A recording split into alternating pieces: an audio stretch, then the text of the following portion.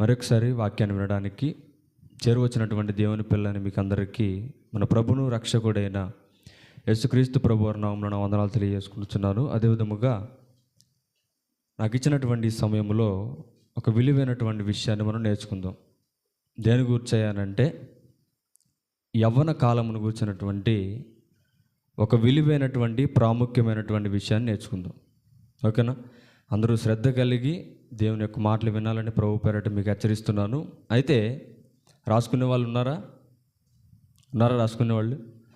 రాసుకునే వాళ్ళు ఉంటే ఈ పాఠానికి ముఖ్య అంశము ఏంటి అని అంటే ప్రాముఖ్యమైన కాలములో ప్రమాదం ఉందా? ఏంటది? ప్రాముఖ్యమైన కాలంలో ప్రమాదం ఉందా? ఏంటి ప్రాముఖ్యమైన కాలం? మనకు తెలిసిన కాలాలు ఏంటి? ఎండాకాలం, వర్షాకాలం, చలికాలం, ఇంకా కలికాలం, పోయే కాలం, ఇవన్నీ తెలుసు మనకి. కానీ ప్రాముఖ్యమైనటువంటి కాలముల్లో దేవుడు మనకిచ్చేటటువంటి కాలం ఏంటో తెలుసా? ఏంటది? యవ్వన కాలం. మనిషి జీవితంలో, మనిషి బ్రతుకుతున్నటువంటి యొక్క మనుగడలో 3 దశలు చూస్తాడు మనిషి. ఏంటది? ఒకటి బాల్యం, రెండవది యవ్వనం, మూడవది వృద్ధాప్యం. ఈ 3 దశల్లో కూడా దేవుడు ఎక్కువగా కోరుకునేటటువంటి దశ ఏంటయ్యానంటే యవ్వన కాలం. ఎందుకని అంటే ఆది నుండి కూడా మనం చూసినట్లయితే అవ్వ ఆదామును మనం ఒకసారి పరిశీలన చేద్దాం. ఏంటి అంటే అవ్వ ఆదాముని ఏ వయసులో దేవుడు సృష్టించాడు అంటే యవ్వనంలో సృష్టించాడు. ఎందుకని? బాల్యంలో సృష్టించవచ్చు కదా, వృద్ధాప్యం నుండి వారి మనుగడను కొనసాగించవచ్చు కదా. యవ్వనాన్నే దేవుడు ఎందుకు ఇచ్చాడు వారికి అంటే యవ్వన కాలం అనేది చాలా ప్రాముఖ్యమైనటువంటి కాలము. ఏ విషయాన్నైనా త్వరగా గ్రహించగలిగినటువంటి శక్తి గల కాలం అది. ఇప్పుడు ఏదైనా విషయాన్ని మనం ఒక బాలుడికి చెప్పామనుకోండి, వాడికి త్వరగా అర్థమవుద్దా? వయసు అయిపోయినటువంటి వృద్ధాప్యం ఉన్నటువంటి ఒక వ్యక్తికి చెప్పామనుకో అర్థమవుదు. ఎందుకని అంటే బాల్యంలో వాడికి ఆలోచన శక్తి అంత ఉండదు. వృద్ధాప్యంలో అంతగా డెప్త్కి వెళ్ళి ఆలోచించే ఆలోచన వృద్ధాప్యంలో ఉన్న వారికి ఉండదు. మరి ఎవరు ఎక్కువగా క్యాచ్ చేయగలరో, ఎవరు ఎక్కువగా మాటను గ్రహించగలరా అని అంటే యవ్వనస్తులు ఎక్కువగా మాటలు ఏం చేయగలరు? వినగలరు, గ్రహించగలరు, దానికి సమాధానం ఇవ్వగలరు. కాబట్టి యవ్వన కాలం అనేది చాలా ప్రాముఖ్యమైనటువంటి కాలము, చాలా బలహీనమైనటువంటి కాలము కూడా గ్రంథం తెలియజేస్తుంది. యవ్వన కాలాన్ని గురించి ఎంత బలవంతమైందో అంతే బలహీనమైంది. ఎంత బలంగా అయితే ఉండగలరో అంతే బలహీనంగా ఉండగలరు ఈ యవ్వన కాలంలో. ఎందుకనంటే అపవాది యవ్వన కాలంలో ఏ మనిషినైనా సరే ఈజీగా పడేయగలదు. ఎలా? కొన్ని ఎగ్జాంపుల్ చెప్పగలుగుతారా? ఎలా పడేస్తాడు అపవాది? ఇది బైబిల్ కాసే కదా, అందరూ మాట్లాడవచ్చు. ఎలా పడేయగలడు అంటే శరీరాశ, నేత్రాశ, జీవపడమం. ఇది లేనటువంటి మనిషి భూమి మీద ఉండగలడా? ఉంటాడు? అసలు ఉండడు. శరీరాశ లేనటువంటి మనిషి ఉండడు, నేత్రాశ లేనటువంటి మనిషి ఉండడు, జీవపడంబము లేనటువంటి మనిషి ఈ భూమి మీద ఎవరు కూడా మనకి కనపడరు. కానీ ప్రాముఖ్యంగా మనం చూస్తే ఈ మూడు విషయాలు కూడా ఎక్కడ ఎక్కువగా మనకు కనబడతాయనంటే యవ్వనస్తుల్లో ఎక్కువ మనకు కనబడతాయి. శరీరాశకు యవ్వనస్తులు ఎక్కువగా లొంగిపోతూ కనబడతారు. రెండవది నేత్రాశకు కూడా యవ్వనస్తుల్ని ఎక్కువగా ట్రాప్ చేసే అవకాశం ఉంది. ఎందుకనంటే మనం యూజ్ చేస్తున్నటువంటి మొబైల్స్ కావచ్చు. అవునా? మొబైల్లో మనం చూసేది ఏంటి అని అంటే అంత మంచిగా చూస్తాము, మనం చూడం. ఎందుకని అంటే ఒకవేళ మన చెయ్యి మంచి మీదకి వెళుతున్నప్పటికీ కూడా అపవాది ఏం చేస్తాడో తెలుసా? చెడు వైపుకు తీసుకెళ్తాడు. ఏదో ఒక చిన్న పొరపాటు వలన. సపోజ్ వాక్యాలు చూస్తున్నాం అనుకోండి, పైన వేటి న్యూస్ ఒకటి వస్తుంది. ఉందా వేటి న్యూస్లో ఏమొస్తుంది? ఘోర ప్రమాదం అని వచ్చింది. అవునా? సబ్ హెడ్డింగ్లు అయ్యే కదా ఇచ్చేది. ఘోర ప్రమాదం అని ఇచ్చాడు అనుకోండి, విసనబాటులో ఘోర ప్రమాదం జరిగింది అని ఇచ్చాడు అనుకో, వాక్యంలో ఉన్నటువంటి నీవు ఎక్కడికి వెళ్ళిపోతావు? ఘోర ప్రమాదంలోకి వెళ్ళిపోతావు. అదే మొదటి మెట్టు. ఎక్కడి నుంచి? వాక్యంలో నుంచి ఘోర ప్రమాదంలో పడిపోవడానికి మొదటి మెట్టు అదే. ఎక్కడి నుంచి తీసుకెళ్తున్నాడు? న్యూస్లో నుంచి ఘోర ప్రమాదంలోనికి నిన్ను తీసుకెళ్తున్నాడు అపవాది. అవునా? ఇలా శరీరాశకు, నేత్రాశకు, ఇట్లాంటి సంబంధమైనటువంటి యొక్క క్రియలకు ఎక్కువగా పడిపోయేది ఎవరైనంటే యవనస్తులు. కాబట్టి యవనస్తులుగా ఉన్నటువంటి మనము ఎవరైతే ఉన్నామో, ఎప్పుడైతే నమ్మి బాప్టిస్మము పొంది ఒక యవనస్తుడిగా సంఘంలోకి చేర్చబడ్డావో అప్పటి నుంచి మన పని ఏంటి? మన పని ఏంటి అంటే, అప్పటి నుంచి కూడా మనం చేయాల్సినటువంటి పని ఏంటి అనంటే, క్రీస్తు యొక్క కాడిని మన మీద మోపుకొని, అంటే ఆ యొక్క శ్రమ ఏదైతే ఉందో, ఆయన పడినటువంటి భారం ఏదైతే ఉందో అదంతా మన శ్రమలా మనం భావించాలి. ఇప్పుడు బాప్టిజం తీసుకున్నామనంటే మనం ఎవరిని ధరించుకున్నాం? అంటే క్రీస్తుని ధరించుకున్నాం. క్రీస్తుని ధరించుకున్నటువంటి మనం ఎలా జీవించాలి అంటే క్రీస్తు వలె జీవించాలి. అవునా? అలా జీవించాలంటే మనం ఏం చేయాలంటే మొట్టమొదటిగా ఆయన కాడిని మన మీద ఎత్తుకోవాలి. ఆ విషయం చూద్దాం ఒకసారి. మత్తయి సువార్త 11వ అధ్యాయం. మత్తయి సువార్త ఇంకా ముందుకెళ్తే యవ్వన కాలాన్ని గురించి ప్రాముఖ్యమైనటువంటి విషయాలు ఉన్నాయి. నిదానంగా వాటిని గురించి మనం ధ్యానిద్దాం. మత్తయి సువార్త 11వ అధ్యాయం 29వ వచనం. 28 నుండి చదవండి. ప్రయాసపడి భారము మోసుకొనుచున్న సమస్త జనులారా నా యొద్దకు రండి, నేను మీకు విశ్రాంతి కలుగజేతును. ఏమంటున్నాడు? ప్రయాసపడి భారము మోస్తున్నటువంటి సమస్త జనులారా ఎక్కడికి రమ్మంటున్నాడు? నా యొద్దకు రండి. మీరు ఎందుకు అంత ప్రయాసపడి భారం మోస్తున్నారు? ఏ భారం మోస్తున్నారు వీరంతా? సంఘ భారం మోస్తున్నారా? సువార్త భారం మోస్తున్నారా? లేదు. మరి ఏ భారం మోస్తున్న వారిని పిలుస్తున్నాడు అంటే, సమస్తమైనటువంటి లోక భారమును మోస్తున్నటువంటి సమస్త జనులారా మీరందరూ కూడా నా దగ్గరికి రండి అని చెబుతూ, అప్పుడు 29లో మాట్లాడుతున్నాడు, నేను సాత్వికుడను దీన మనస్సు గలవాడను గనుక మీ మీద నా కాడి ఎత్తుకొని నా యొద్ద నేర్చుకొనుడి. ఏమంటున్నాడు? మీ మీద నా కాడి ఎత్తుకొని నా యొద్ద మీరు నేర్చుకోమని చెబుతున్నాడు. నేర్చుకునేవారు కనపడుతున్నారు సంఘంలో యవనస్తులు ఎవరైనా? కనబడుతున్నారా?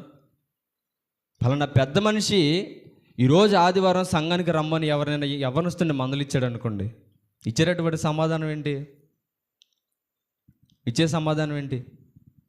నువ్వు నాకు చెప్తావా? నాకు చెప్పేంత వాడువా నువ్వు? నీ పని నువ్వు చూసుకోవా అంటారు. అవునా?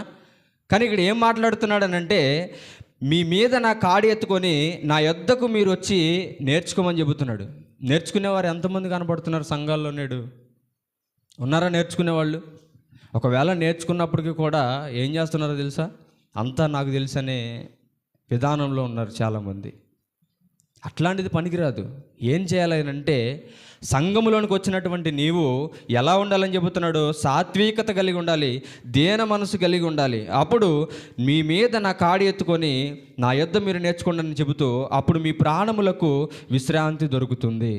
ఎప్పుడైతే సాత్వికత కలిగి దీన మనసు కలిగి సంఘములో ఒక యవనస్తుడిగా నువ్వు నీ యొక్క క్రియలను నువ్వు కొనసాగించినప్పుడు అప్పుడు ఏం కలుగు చేస్తాడంటే నీకు విశ్రాంతి కలుగు చేస్తాడు. ఎక్కడ?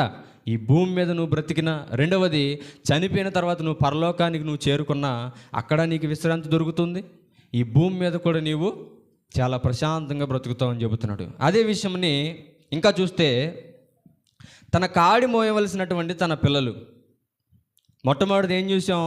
నమ్మి బాప్తిస్మము పొందినటువంటి ప్రతి యవనస్తుడు, సంఘములోనికి చేర్చబడిన ప్రతి ఒక్కరూ కూడా చేయవలసినటువంటి పని ఏంటయ్యానంటే ఆయన కాడి ఎత్తుకోవాలి. మొదటి విషయం, ఆయన కాడెత్తుకొని, అంటే ఆయన శ్రమను మన శ్రమలా భావించి మనం ఏం చేయాలి? వ్యవహరించాలి. రెండో విషయం ఏంటయ్యానంటే, ఆయన కాడి మోయవలసినటువంటి తన పిల్లలు ఏం చేస్తున్నారు ఈ లోకంలో?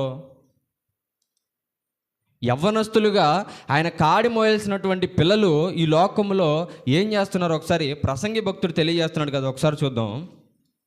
ప్రసంగి గ్రంథం వచనం గుర్తుందా? 7వ అధ్యాయం 17వ వచనం. అధికముగా దుర్మార్గ పనులు చేయకుము, బుద్ధిహీనముగా తిరగవద్దు, నీ కాలమునకు ముందుగా నీ వేళ చనిపోదువు. క్వశ్చన్ వేస్తున్నాడు చూడండి ప్రసంగి భక్తుడు. ఏమని చెబుతున్నాడు? అధికంగా దుర్మార్గ పనులు చేస్తున్నారు. ఎందుకని చేస్తున్నారు అధికంగా దుర్మార్గ పనులు అని అంటే, ఆయన కాడి మనం ఎత్తుకోలేదు కనుక. ఆయన ఎలా అయితే జీవించాడో అలాంటి జీవితం మనలో లేదు కనుకనే ఈనాడు ఉన్నటువంటి సమాజంలో యవనస్తులందరూ కూడా తమ కాలానికి ముందుగానే చనిపోతున్నారు.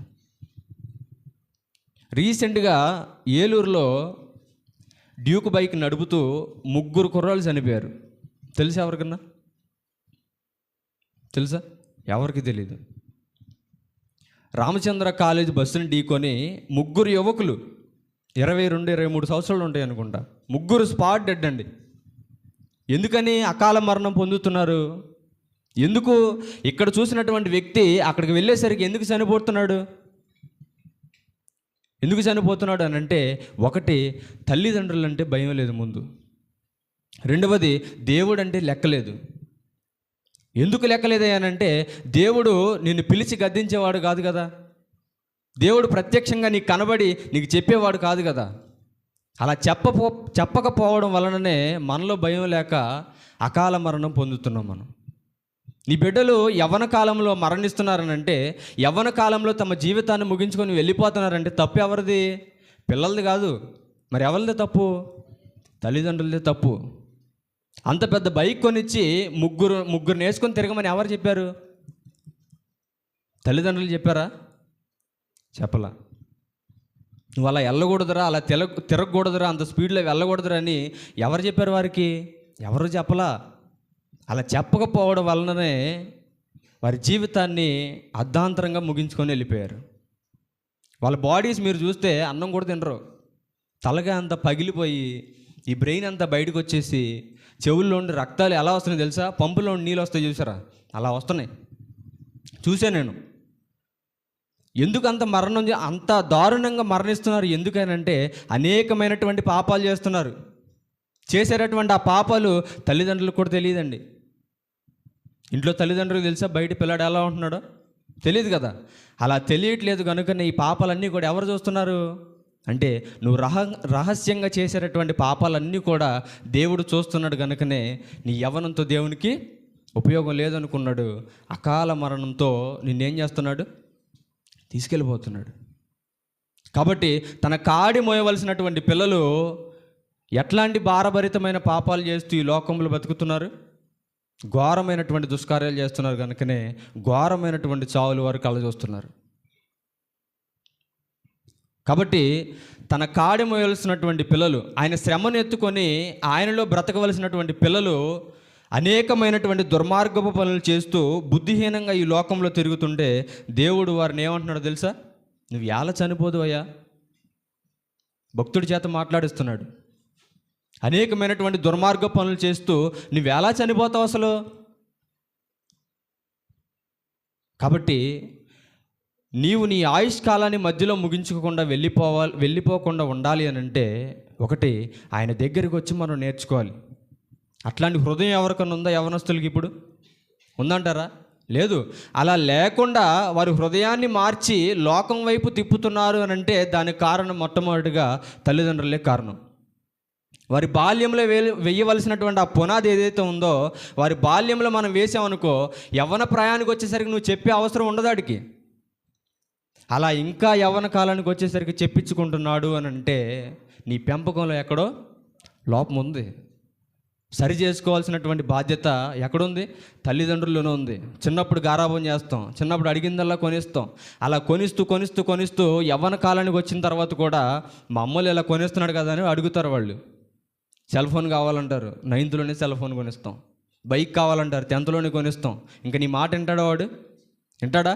ఈ 2 చాలు. అన్నం కూర లేకపోయినా సెల్ ఫోను, బైకు, అందులో పెట్రోల్ ఉంటే చాలు.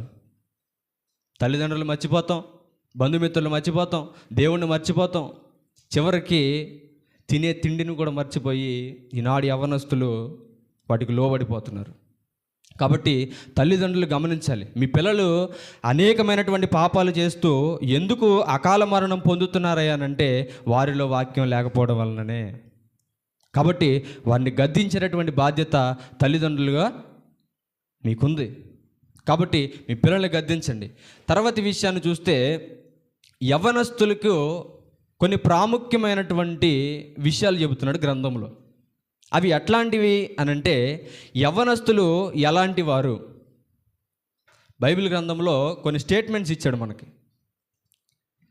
వాటిలో మొట్టమొదటిగా మనం చూస్తే యవ్వనస్తులు ఎలాంటి వారు అనే దాంట్లో 3 పాయింట్లు ఉన్నాయి. అందులో మొట్టమొదటి పాయింట్ మనం రాసుకోగలిగితే, యవ్వనస్తులు పక్షిరాజు వంటి వారని గ్రంథం తెలియజేస్తుంది. ఎక్కడ చూస్తాం ఆ విషయాన్ని అంటే, కీర్తనల గ్రంథము 103వ అధ్యాయం 5వ వచనంలో మనకు కనబడుద్ది. రెండవది, వారు బలము పొందినటువంటి అలంకార స్వభావం పొందినటువంటి వారని చెబుతుంది. ఆ విషయం అక్కడ ఉంది. సామెతల గ్రంథం 20:29 చూడండి ఒకసారి. పక్షిరాజు దగ్గరికి తర్వాత వెళ్దాం. సామెతల గ్రంథం 20వ అధ్యాయం 29. యవనస్తుల బలము వారికి అలంకారము. యవనస్తుల బలాన్ని దేంతో పోలుస్తున్నాడు అంటే అలంకారంతో పోలుస్తున్నాడు. ప్రాముఖ్యంగా అలంకారం ఎవరికి అవసరం?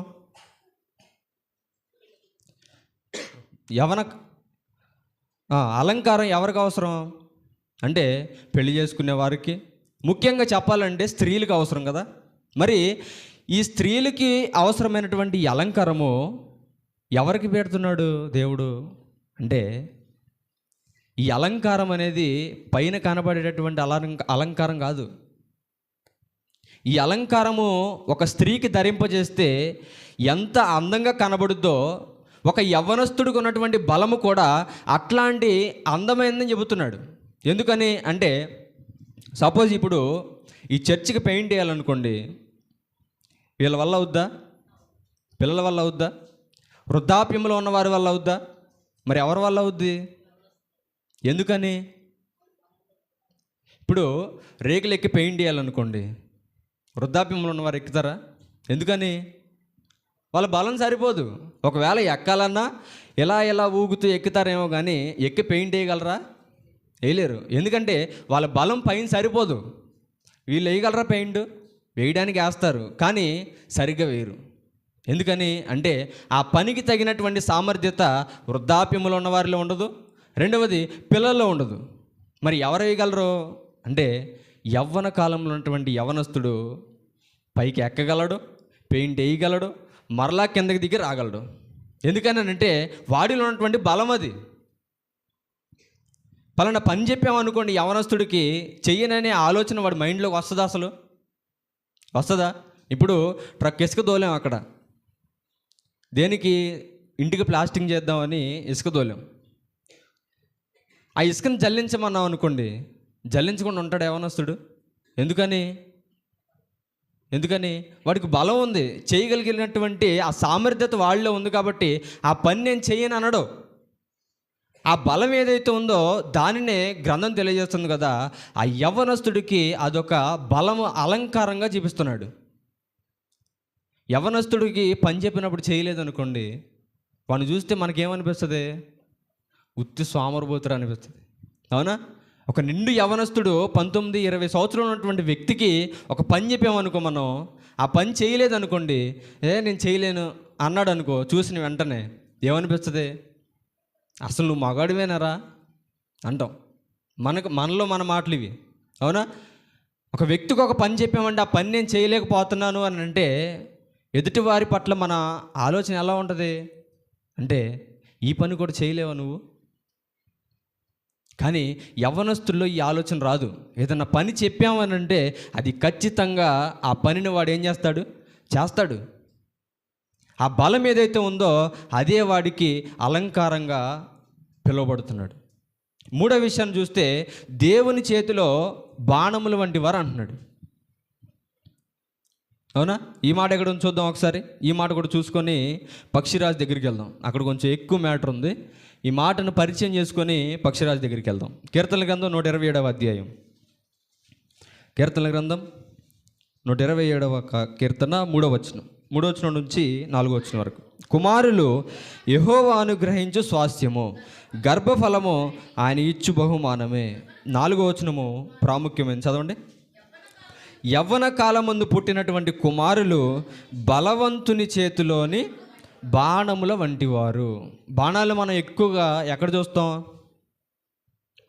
చూస్తాం అంటే యుద్ధాలు చేసేటటువంటి సమయాల్లో బాణాలు మనం ఎక్కువగా చూస్తాం. ఎందుకు అనంటే ఎదురుగా వస్తున్నటువంటి వారిని దూరం నుంచి మనం ఏం చేస్తాం, బాణాలతో ఢీకొంటాం. వారి శత్రు సామూహ్యాన్ని మనం ఏం చేయగలం అంటే ధ్వంసం చేయగలం ఈ బాణాల వలన.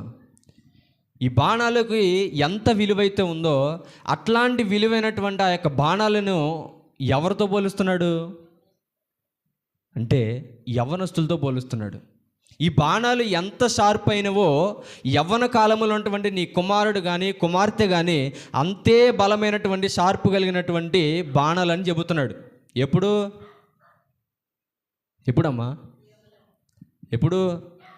ఫోన్ కొనిచ్చి బైక్ కొనిచ్చి బాణంలాగా బైక్ మీద వెళ్ళిపోతున్నప్పుడు కాదు. మరి ఎప్పుడు బాణాలు అంటే దేవుని సన్నిధిలో బలమైనటువంటి ఒక వ్యక్తిగా వాడు వాడబడుతున్నప్పుడు అప్పుడు నిజమైన దేవుని చేతిలో బాణం వంటి వాడాడు. నువ్వు ఫోన్ కొనిచ్చినంత మాత్రాన, ఫోన్ స్పీడ్గా ఆపరేట్ చేస్తున్నంత అంత మాత్రాన వాడు బాణం అయిపోడు. ఏమైపోతాడు? మరి చెడిపోతాడు. మరి బాణముగా ఎప్పుడు పిలువబడతాడయ్యానంటే యవ్వన కాలమందు వాడి శరీరాశలను నేత్రాశలను విడిచిపెట్టేసి ఎప్పుడైతే నూతనంగా మరలా దేవునిలో పుడతాడో అప్పుడు వాడు దేవుని చేతిలో బలమైనటువంటి బాణము. అర్థమవుతుందా? నూతనంగా మన మీటింగ్స్ అప్పుడు కొంతమంది బాప్తిసం తీసుకున్నారు. మరి ఇప్పుడు వాళ్ళు బలవంతులా బలహీనలా? ఇప్పుడు మనం తీసుకొని ఎన్ని సంవత్సరాలు అవుతుంది? నేను తీసుకొని ఒక 2 సంవత్సరాలు అవుతుంది. 2024లో తీసుకున్నాను నేను. మరి నా బాణం పవర్ అయిపోయిందంటారా? ఇప్పుడు వాళ్ళు నూతనంగా బాప్తిసం తీసుకున్నారు, వారిలో పవర్ ఎక్కువ ఉండి మనలో పవర్ తక్కువ ఉందంటారా? ఉండదు. దేవునిలోనికి రక్షణ పొంది యవ్వన కాలాన్ని దేవునికి అర్పించినటువంటి ప్రతి ఒక్కరిలో కూడా ఒకే రకమైనటువంటి బలం ఉంటుంది.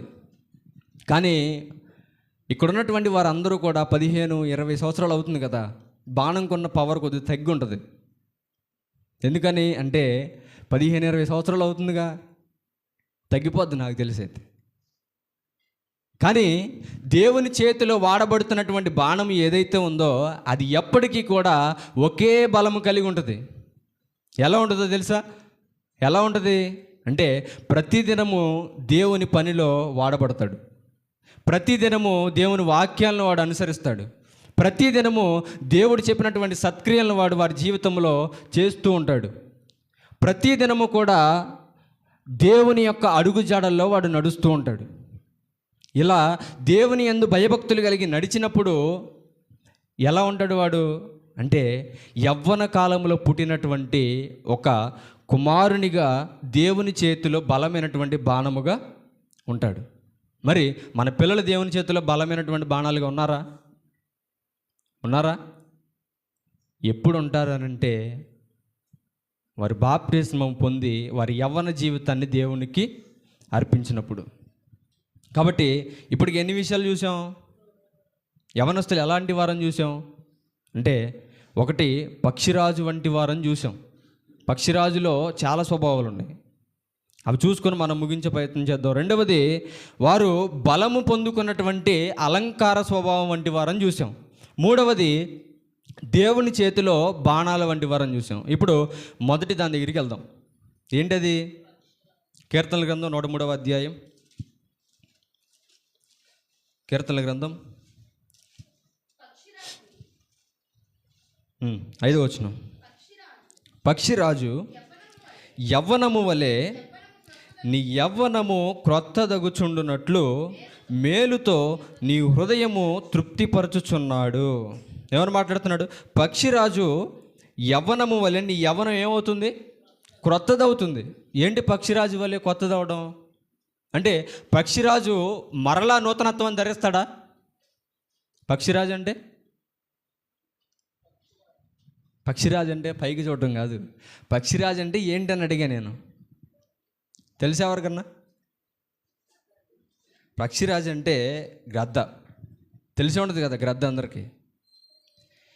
ఈ గ్రద్దకే దేవుడు పెట్టినటువంటి పేరు ఏంటి అని అంటే పక్షిరాజు అని చెబుతున్నాడు.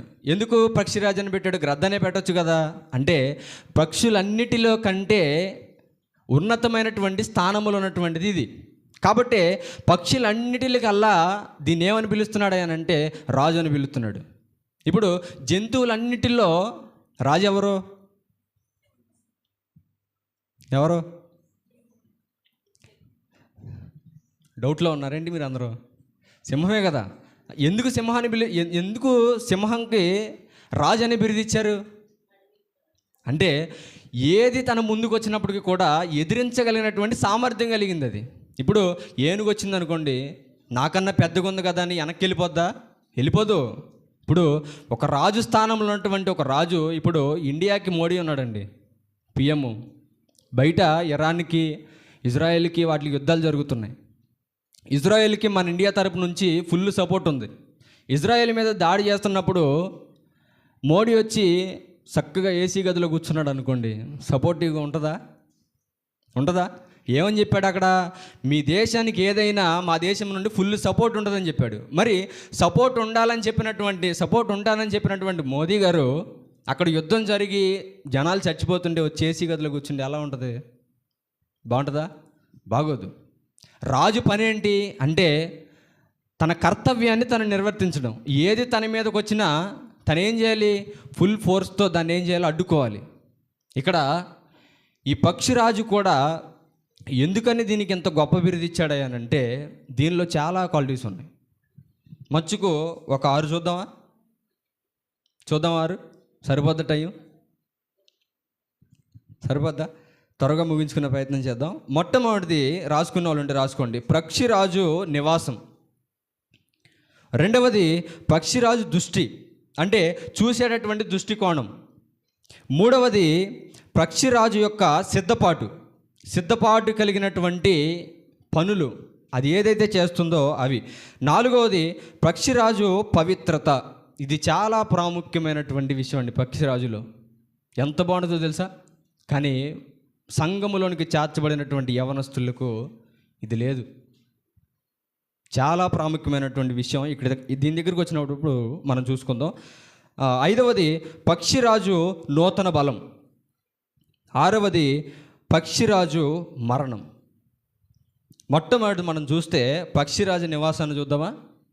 ఇది ఎక్కడ నివసిస్తుంది అంటే చాలా ఎత్తైనటువంటి ప్రదేశాల్లో ఇది నివసిస్తుంది. ఎత్తైనటువంటి శిఖరాలపైన, ఎత్తైనటువంటి కొండలపైన ఇది నివసిస్తూ ఉంటుంది. ఎక్కడైనా మనకు కనపడుద్దా? ఇది కనపడదు. ఎందుకంటే అది నివసించే స్థలము చాలా ఎత్తులో ఉంటుంది, సపరేట్గా కనపడుద్ది అది. అందుకనే దానికి పక్షిరాజు అని పేరు పెట్టారు. రాజు ఎక్కడ ఉంటాడు? మనతో పాటు కింద కూర్చుంటాడా? కింద కూర్చోడు. కాబట్టి రాజుకి ఎంత ప్రాముఖ్యత అయితే ఉందో ఈ పక్షికి కూడా అంతే ప్రాముఖ్యత ఉంది. ఒక విలువైనటువంటి ప్లేస్ దానికి ఉంది. అది ఎక్కడనంటే ఎక్కడో పైన కొండల్లో నివసిస్తుంది. అది కొండల్లో ఎత్తైనటువంటి ప్రదేశాల్లో అది నివసిస్తుంది. తర్వాత పక్షిరాజు యొక్క దృష్టికోణం ఏంటది? పక్షిరాజు యొక్క దృష్టికోణం. దీని దృష్టిని ఒకసారి మనం చూడగలిగితే ఇది ఇంచుమించు అది ఉన్నటువంటి స్థలము నుంచి 10 కిలోమీటర్ల కిందకి క్షుణ్ణంగా చూడగలదంట. అవునా? ఎందుకు ఈ పక్షిరాజు గురించి నేను చెబుతున్నానో, ఎందుకు అంటున్నారో మీకు ఏమైనా అర్థమవుతుందా? ఎందుకు చెబుతున్నా దీన్ని నేను? ఎందుకు చెబుతున్నా? యవ్వన కాలంలో ఒక పక్షిరాజు ఎలా అయితే తన జీవితాన్ని మార్చుకుంటుందో, ఎలా అయితే తన జీవితం ఉంటుందో, ఎలా తన పవిత్రతను కాపాడుకుంటుందో, ఎలా నూతనత్వాన్ని పొందుతుందో, ఎలా తన చివరి జీవితము, తన చివరి మరణ గడియలు ఎలా అయితే ఉంటున్నాయో ఒక యవ్వనస్తుని జీవితం కూడా అలాగే ఉండాలి. పక్షిరాజు ఎలా అయితే తన స్థాయిని ఎత్తుటి ప్రదేశాల్లో చూపించుకుంటుందో ఒక యవ్వనస్తుడు కూడా తన జీవితాన్ని అలా ఎత్తులోనే ఉంచుకోవాలి. ఎప్పుడు కూడా పడిపోకూడదు. అలా పడిపోయే స్థితికి నువ్వు వస్తున్నావు అని అంటే నీ యొక్క బలహీనత, నీ యొక్క బలము మొత్తము కూడా అక్కడే పడిపోతాయి. రెండవది ఏం చెప్పాం మనం? పక్షిరాజు యొక్క దృష్టికోణం. అది ఏం చేస్తుంది అని అంటే ఉన్నత పర్వతముల మీద కూర్చున్నటువంటి పక్షిరాజు అక్కడ నుండి భూమి మీద ప్రాకేటటువంటి పురుగులను, సంచరించేటటువంటి జీవులను, ఎగిరేటటువంటి పక్షులను చూస్తుంది. ఎక్కడ దాకా అంటే సుమారు 10 కిలోమీటర్ల మేరకు అది క్షుణ్ణంగా చూడగలదంట. యవ్వన కాలంలో ఉన్నటువంటి యవ్వనస్తులు కూడా చూడండి, క్షుణ్ణంగా ఎక్కడి వరకు చూడగలరు వాళ్ళు అంటే కనపడినంత మేరకు వారి చూపు స్పష్టంగా పనిచేస్తుంది. కానీ ఈనాడు సమాజంలో ఏ యవ్వనస్తుడి కళ్ళకు చూసినా ఏం కనబడుతున్నాయి? మనకి ఏం కనబడుతున్నాయి? కళ్ళజోళ్ళు కనబడుతున్నాయి. మరి ఈ చూపు ఏమైపోతుంది? ఇక్కడ పక్షిరాజు తన దృష్టికోణాన్ని ఎక్కడ నిలుపుతున్నాడు అంటే అది తినేటటువంటి ఆ పురుగులు, అది తినేటటువంటి ఆ పక్షులు ఏవైతే ఉన్నావో వాటి మీదే తన కను దృష్టిని చూపిస్తుంది. మరి మన కను దృష్టి, మనం వేటిని చూస్తున్నాం? చూడవలసింది తప్ప ప్రతిదీ మనం చూస్తున్నాం. కాబట్టి మన కళ్ళకు ఇంకో 2 కళ్ళు యాడ్ అవుతున్నాయి. పక్షిరాజు వలె తన యవ్వన కాలంలో అది చూసే దృష్టికోణం ఏదైతే ఉందో దాని పట్లే శ్రద్ధ నిలిపి తన దృష్టి అంతా పెడుతుంది. ఒక పురుగుని 10 కిలోమీటర్ల నుంచి అంత క్షుణ్ణంగా చూడగలుగుతుంది అని అంటే దాని దృష్టికోణం ఎంత శ్రద్ధగా నిలుపుతుందో చూడండి దాని ముందు. కానీ ఒక యవ్వనస్తుడు వేటిని చూడాలి తన యవ్వన కాలంలో అంటే దేవుని గ్రంథాన్ని చూడాలి, దేవుని గ్రంథాన్ని పరిశీలన చేయాలి, ఆయన వాక్యాన్ని చూడాలి. అలా చూడాల్సినటువంటి వ్యక్తి వేటిని చూస్తున్నాడు అంటే చూడకూడనటువంటి ప్రతిదీ చూస్తున్నాడు ఈ కళ్ళతో. మరి ఈ కళ్ళతో అట్లాంటివి చూడకుండా ఉండాలి అని అంటే ఏం చేయాలి అంటే నీ కన్నులకు నిబంధన చేసుకోవాలి. ఏ నిబంధన చేసుకోవాలి అంటే యోబు గ్రంథంలో చెబుతున్నాడు కదా, చివరి వచనాల్లో ఒకసారి చూద్దాం. యోబు గ్రంథం 31వ అధ్యాయము 1వ వచనంలో యోబు గారు చెబుతున్నాడు, నేను నా కన్నులతో నిబంధన చేసుకుంటుని కన్యకను నేను ఎలాగూ చూచెదను. ఎలాగ చూస్తున్నాం మనం కన్యకను అంటే ఒక పెళ్ళి కానటువంటి ఒక స్త్రీని మనం ఎలా చూస్తున్నాం అంటే చూసేటటువంటి దృష్టికోణం ఏదైతే ఉందో దాన్ని బట్టి మన హృదయంలో ఆలోచనలు పడతాయి. చూసేటటువంటి స్త్రీని ఒక మంచి నీ అక్కగానో చెల్లిగానో అమ్మగానో చూసావనుకో నీ దృష్టికోణం ఎలా ఉంటుంది అంటే మంచిగా ఆలోచిస్తావు. అదే ఈ కళ్ళతో చెడుగా నువ్వు వారిని చూసావనుకో నీ హృదయంలో పుట్టేటటువంటి ఆలోచనలు ఎలా ఉంటాయి? చాలా ఘోరంగా ఉంటాయి. కాబట్టి నీ దృష్టి మీద నువ్వేం చేయాలంటే శ్రద్ధ కలిగి ఉండాలి. పక్షిరాజు ఎలా అయితే తన దృష్టికోణాన్ని శ్రద్ధగా నిలుపుతుందో అలాగే మన దృష్టికోణము కూడా అలాగే ఉండాలి. కాబట్టి అలా ఉండాలి అని అంటే ఏం చేయాలని చెబుతున్నాడు భక్తుడు అని అంటే నీ కన్నులతో నీవు నిబంధనను చేసుకోవాలి. ఏంటి అంటే చూసినటువంటి ప్రతి స్త్రీని కూడా నీ అమ్మగానో అక్కగానో నువ్వు భావించుకోవాలి. అలా భావించినప్పుడు నీ దృష్టి పట్ల ఎట్లాంటి చెడు కార్యము నీవు జరిగించవు. 3వ విషయం ఏంటి? సిద్ధపాటు. ఏంటి సిద్ధపాటు అంటే వీటిలో కొన్ని విషయాలు ఉన్నాయి. సువార్త ప్రకటించేటటువంటి విషయాల్లో సిద్ధపాటు కలిగి ఉండాలి. అవునా? ఈ పక్షిరాజు ఏదైతే ఉందో అది చేసేటటువంటి ప్రతి పనిలో కూడా సిద్ధపాటు కలిగే ఉంటుంది. ఇప్పుడు పలానా ప్రాంతంలో అది నివసిస్తుంది అనుకోండి, ఆ ప్రాంతంలో తుఫాన్లు కానీ ఆ ప్రాంతంలో వీధురుగాళ్ళు కానీ ఇట్లాంటివి వీచినప్పుడు ముందుగానే అది సిద్ధపాటు కలిగి మరలా వేరొక ప్రాంతానికి తరలి వెళ్ళిపోద్ది. అది పక్షిరాజుకు ఉన్నటువంటి సిద్ధపాటు. మరి ఒక యవ్వనస్తుడుగా ఒక యవ్వనస్తురాలుగా నీకు ఒక ప్రమాదం ఉందని గ్రహించినప్పుడు మనం ఏం చేయాలి అంటే అట్లాంటి సిద్ధపాటు కలిగి ఉండాలి. మొట్టమొదటిగా ఈ సిద్ధపాటు కలిగినటువంటి ఈ విషయాల్లో మొట్టమొదటిది సువార్త ప్రకటించడానికి సిద్ధపాటు కలిగి ఉండాలి. సంఘంలోనికి చేర్చబడినటువంటి ప్రతి యవనస్తుడు యవనస్తురాలు కూడా ఏం చేయాలి? సువార్త ప్రకటించడానికి సిద్ధపాటు కలిగి ఉండాలి. వచనాలు చెప్తాను, సమయం ఉంటే ఇంటికి వెళ్ళిన తర్వాత వాటిని ధ్యానించే ప్రయత్నం చేయండి. ఓకేనా? ఏం చేయాలంట? పక్షిరాజు వలె సిద్ధపాటు కలిగి ఉండాలి. అందులో మొట్టమొదటిది సువార్త ప్రకటించడానికి సిద్ధపాటు కలిగి ఉండాలి. రోమిలికి రాసిన పత్రిక 1వ అధ్యాయం 15వ వచనం. రెండవది దేవుని సన్నిధిని కనబడుటకై, దేవుని సన్నిధిలో కనబడడానికి, అంటే ప్రతి దినము కూడా దేవుని సన్నిధిలో వాక్యం వినడానికి, దేవుని సన్నిధిలో ఆరాధన విషయంలో, దేవుని సన్నిధిలో బైబిల్ క్లాస్ పెట్టే విషయాల్లో ఏం కలిగి ఉండాలి? సిద్ధపాటు కలిగి ఉండాలి. అందరూ వచ్చిన తర్వాత మనం రావడం కాదు, అందరికంటే ముందు వచ్చి చర్చిలో ఏ పని చేయాలి? మైకులు బిగించాలా? వాటిని బిగించాలి. చర్చిలో ఊడ్చే పని ఉందా? ఆ పని విషయంలో సిద్ధపాటు కలిగి ఉండాలి. ఈరోజు ప్రార్థన ఉందంటే వాటికి మనం ఏం సిద్ధపరచాలి, అక్కడ ఏ పని ఉందో అనేటటువంటి ఆ విషయాల్లో సిద్ధపాటు కలిగి ఉండాలని ఆమోసు గ్రంథం 4వ అధ్యాయం 12వ వచనంలో చెబుతున్నాడు. రెండవది, హేతు అడుగు ప్రతి వానికి సమాధానము చెప్పుటకు సిద్ధపాటు కలిగి ఉండాలి. ఏంటది? హేతువడుగు అంటే కారణం అడిగేటటువంటి ప్రతి వారికి కూడా మనం సమాధానం చెప్పేవారిగా అట్లాంటి సిద్ధపాటు కలిగి ఉండాలి. సంఘములో పెద్దవారు ఏదైనా నిన్ను ప్రశ్నించారనుకోండి, దానికి సమాధానం చెప్పేవారిగా ఉండాలి. నీకేంటి నేను చెప్పేది? అట్లాంటి స్వభావం ఉండకూడదు.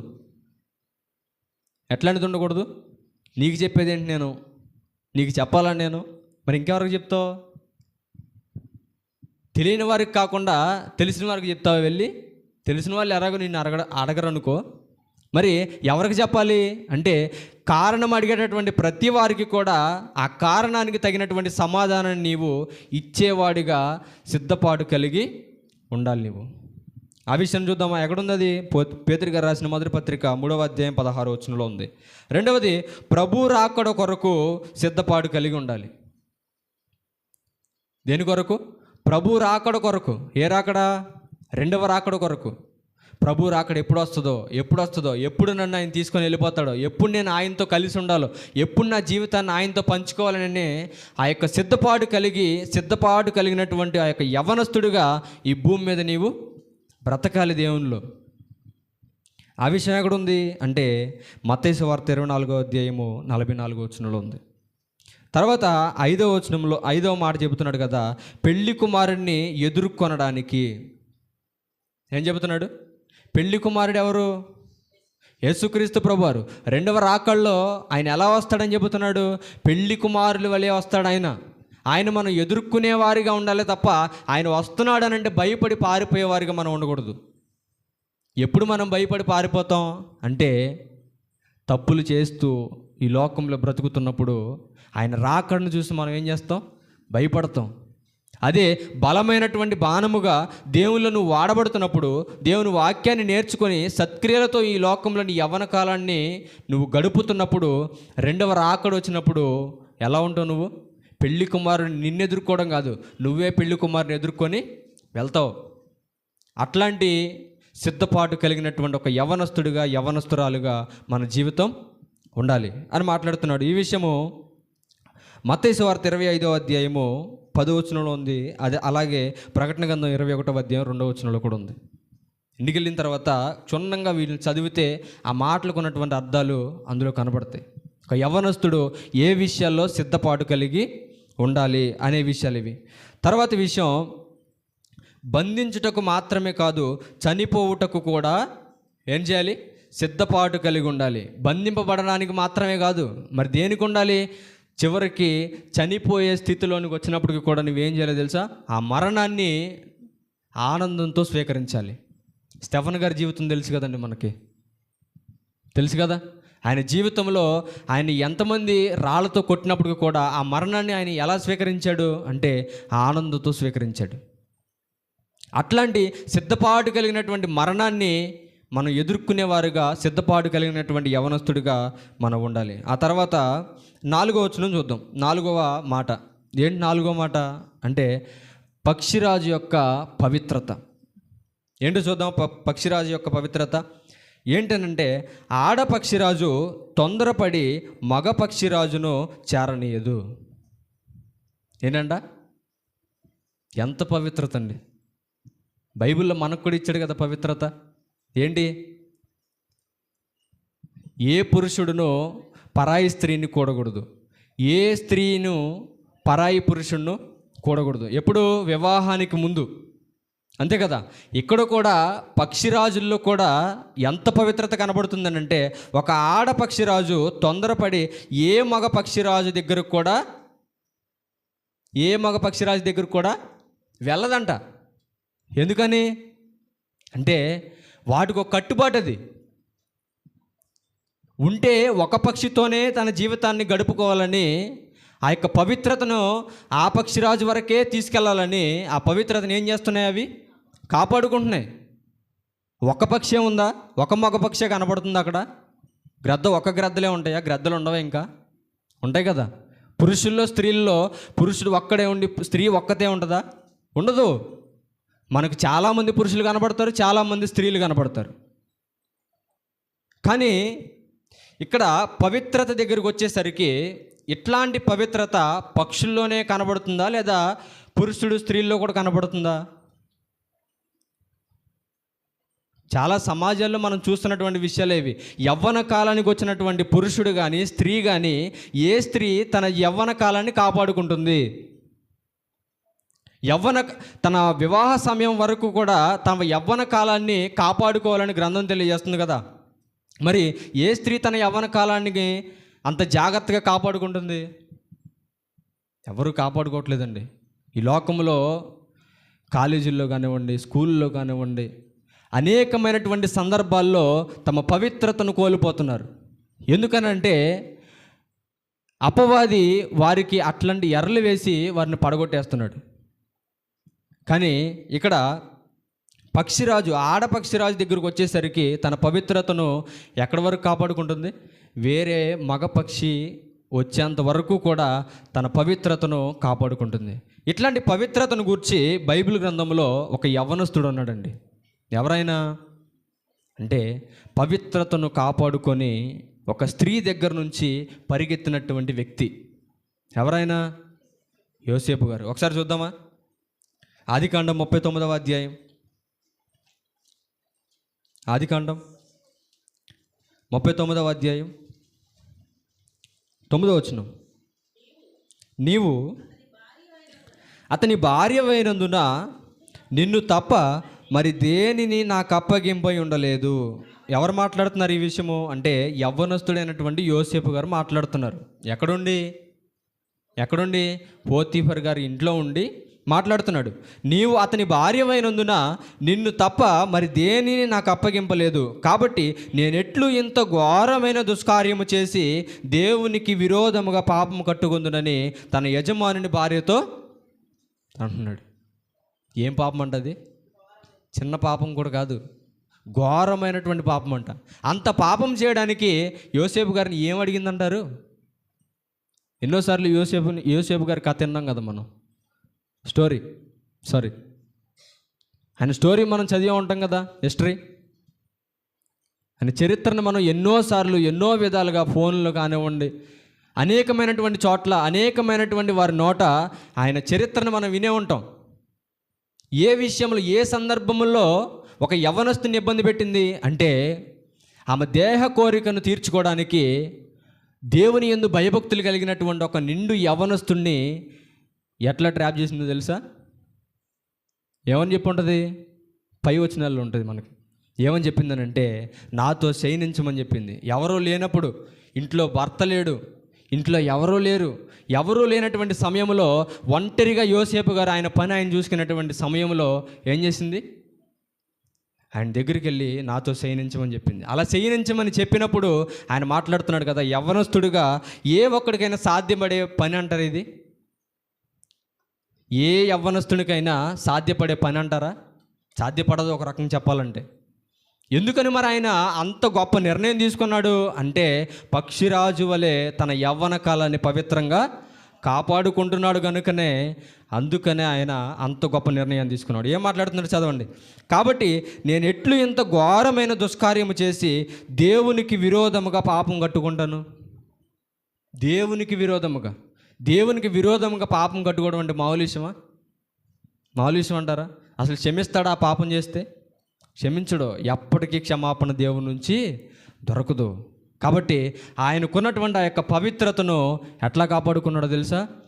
ఆమె చొక్కా పట్టుకొని మీదకు వచ్చినప్పటికీ కూడా ఆ చొక్కాని విదిలించుకొని వెళ్ళిపోయాడు. అదండి పవిత్రత. కానీ ఈనాడు సమాజంలో యవ్వనస్తులు అలా లేరు. ఒక ఆమె పిలిచిందంటే చాలు వెళ్ళిపోవడమే. ఎందుకని అంటే హృదయంలో ఉన్నటువంటి ఆ పాపం ఏదైతే ఉందో వాడిని అలా తీసుకెళ్ళిపోతుంది. చేసినంతసేపు ఏం తెలీదు, చేసిన తర్వాత ఎప్పుడైతే ఆ తప్పును మనం తెలుసుకుంటామో ఆ తప్పు వలన మన హృదయంలో ఆలోచన వస్తుంది, ఎందుకు చేశానా అనే పాపం, ఎందుకు నేను ఇంత ఘోరమైనటువంటి దుష్కార్యం చేశాననే ఆ తపన మన హృదయంలో వెంటాడుతూనే ఉంటుంది. అట్లాంటి పాపాన్ని చేయకుండా తన పవిత్రతను కాపాడుకొని యోసేపు ఏం చేశాడు? విదిలించుకొని వెళ్ళిపోయాడండి. ఎంత గొప్ప పవిత్రత అండి ఇది. పక్షిరాజుకున్నటువంటి ఆ యొక్క పవిత్రత ఏదైతే ఉందో ఇక్కడ ఒక యవ్వనస్తుడిగా తన పవిత్రతను కాపాడుకున్నాడు. ఈనాడు యవ్వన కాలంలో ఏ ఒక్కరు తన జీవితాన్ని కాపాడుకుంటున్నారు చెప్పండి? ఏ ఒక్కరు తన యవ్వన కాలాన్ని కాపాడుకొని దేవునికి అంకితం చేస్తున్నారు చెప్పండి? చేయట్లేదండి. కాబట్టి పక్షిరాజుకున్నటువంటి ఆ పవిత్రత ఏదైతే ఉందో మనలో, మన యవ్వనస్తుల్లో కూడా అట్లాంటి పవిత్రత మనలో ఉండాలి. అలా ఉన్నప్పుడు దేవుడు మనల్ని బలమైనటువంటి బాణాలుగా వాడుకుంటాడు. ఇంకొకటి పక్షిరాజు యొక్క నూతన బలం. ఏంటది? పక్షిరాజు యొక్క నూతన బలం ఎప్పుడు పొందుకుంటుందయా అని అంటే అది తను జీవించినటువంటి సంవత్సరములు ఇంచుమించుగా 70 సంవత్సరాలు జీవించింది. ఎన్ని సంవత్సరాలు? 70 సంవత్సరాలు. 40 సంవత్సరాలు పైబడిన తర్వాత తన దేహం ఏదైతే ఉందో అదంతా కూడా మొద్దుబారిపోద్దంట. తన రెక్కలు ఏవైతే ఉన్నావో అవన్నీ కూడా దానికి వీలుబాటుగా ఎగరనివ్వవు. తన ముక్కు ఏదైతే ఉందో అది వంగిపోయి తన ఛాతికి వైపుగా తిరుగుతుంది. తన ఛాతి ఏదైతే ఉందో ఇదంతా కూడా మందబారిపోతుందంట. ఎప్పటికీ 40 సంవత్సరాలు తన జీవితాన్ని ముగించుకున్న తర్వాత ఆ 40 సంవత్సరములు కూడా తన జీవితాన్ని అలా గడిపిన తర్వాత ఏం చేస్తుందో తెలుసా? నూతన బలాన్ని పొందుకోవడానికి ఈ పక్షిరాజు వలసెళ్ళిపోద్దంట. ఎక్కడికి? ఎక్కడికో దూరమైనటువంటి ఎత్తైనటువంటి శిఖరం మీదకి వెళ్ళి ఏం చేస్తుందో తెలుసా? దాని ముక్కుని బండకేసి కొట్టుకుంటుందంట. ఎందుకని? మరలా నూతనత్వాన్ని పొందుకోవడానికి. ఒక యవ్వనస్తుడు కూడా అనేకమైనటువంటి పాపాలు చేస్తూ దేవుడంటే ఏంటో తెలియక ఈ లోకంలో బ్రతికినటువంటి ఒక యవ్వనస్తుడు ఎప్పుడు రియలైజ్ అవుతాడు? ఎప్పుడు మారతాడు? అంటే ప్రభువును గూర్చి తెలుసుకొని నమ్మి బాప్తిస్మము పొంది రక్షింపబడినప్పుడు మరలా నూతనత్వాన్ని పొందుతాడు. ఎప్పుడు అంటే తన యవ్వన కాలంలో. ఇక్కడ ఈ పక్షిరాజు కూడా తన నూతన బలాన్ని ఎలా పొందుకుంటుందనంటే తనకున్నటువంటి ఆ చర్మాన్ని ఏదైతే ఉందో ఆ చర్మం మొత్తం కూడా తన ముక్కుతో అదే తీసేసుకుంటుందంట. తన ఏకలు ఏవైతే ఉన్నావో అవన్నీ కూడా దాని నోటితో అదే పీకేసుకుంటుందంట. తన ముక్కు ఏదైతే ఉందో దాన్ని బండకేసి కొట్టి కొట్టి కొట్టి నునుపు చేసుకుంటుంది. అలా చేసుకున్న తర్వాత చివరికి అది ఒక రక్తపు ముద్దలా కనబడుతుంది మనకి. ఇప్పుడు మన పైన ఉన్నటువంటి స్కిన్ మనం తీసేసాం అనుకోండి, ఎలా కనబడతాం? మనం రెడ్గా రక్తపు ముద్దలా కనబడతాం. అలాగే అది కూడా ఒక 150 రోజులు అంటే 3 నెలల పాటు ఏ పక్షికి కనబడకుండా దూరంగా వెళ్ళిపోయి తన నూతన బలాన్ని పొందుకొని మరలా వచ్చి తన జీవితాన్ని నూతన బలము చేత తన జీవితాన్ని కొనసాగిస్తుంది. అలాగే ఒక యవ్వనస్తుడు కూడా లోకంలో దేవుడు అంటే తెలియనప్పుడు అనేకమైనటువంటి పాపాలు చేస్తాడు, అనేకమైనటువంటి దుష్కార్యాలు చేస్తాడు.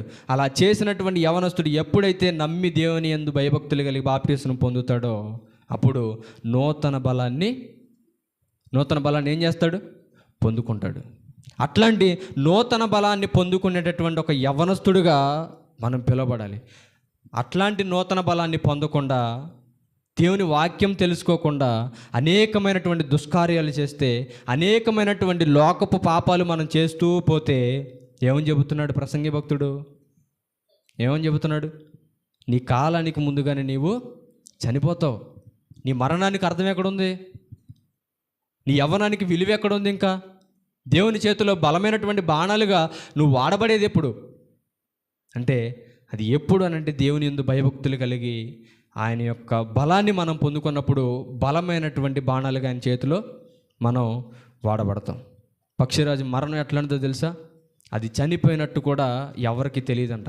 అది చనిపోయే స్థితికి వచ్చినప్పుడు ఏ పక్షికి కనబడకుండా, ఎవరికి కనబడకుండా ఒక దూరమైనటువంటి ప్రాంతానికి వెళ్ళిపోయి పెద్ద కొండ మీద, పెద్ద పర్వతం మీద తమ మరణాన్ని ముగించుకుంటుందంట. ఇప్పుడు పక్షిరాజు జీవితాన్ని మాకెందుకు పరిచయం చేశారయ్యానంటే, ఎందుకు పరిచయం చేశాను అంటే, పక్షిరాజు తన యవ్వన కాలంలో ఎంత ఎత్తైనటువంటి శిఖరాల్లో మనకు కనబడద్దో, ఒక యవ్వనస్తుడు కూడా తన జీవితాన్ని అంత ఎత్తైనటువంటి స్థితిలో కనపరుచుకోవాలి. అంతే ఎత్తైనటువంటి స్థితిలో ఒక యవ్వన జీవితం కనపడాలి. అంటే అది ఎలా అంటే, ఒక యవ్వనస్తుడు స్టేజ్ మీద నుంచొని వాక్యం చెబుతున్నాడు అనుకోండి, దానికన్నా ఎత్తైనటువంటి శిఖరం ఇంకోటి ఏదైనా ఉంటుందా? ఉండదు. ఒక పక్షిరాజు ఎలా అయితే కొండ మీద అంత ఎత్తాడి శిఖరంతో కనబడుతుందో, అలాగే ఒక యవనస్తుడు స్టేజ్ మీద నుంచొని వాక్యాన్ని చెబుతున్నా, స్టేజ్ మీద నుంచొని పాటలు పాడుతున్నా, దేవుని సేవ చేస్తున్నా, ఆడు ఎక్కడున్నట్టు? ఆ యవనస్తుడు ఎక్కడున్నట్టు దేవుని దృష్టిలో అంటే ఎత్తైనటువంటి శిఖరంలో కనబడుతున్నట్టు. రెండవది ఏంటిది? రెండవది పక్షిరాజు యొక్క దృష్టికోణం. అది ఎలా అయితే ఒక విషయం పట్ల శ్రద్ధ కలిగి దృష్టి నిలుపుతుందో, దాన్ని ఏమని చెబుతున్నాడు అని అంటే, ఒక యవ్వనస్తుడు కూడా తన యవ్వన కాలంలో అతను చూసేటటువంటి దృష్టికోణం ఏదైతే ఉందో, అది మంచి పట్ల అంత శ్రద్ధ కలిగి చూడాలి. అవి మంచి విషయాల్లో కూడా దేన్ని వెతకాలి అంటే, దేవుని యొక్క వాక్యాన్ని వెతకాలి.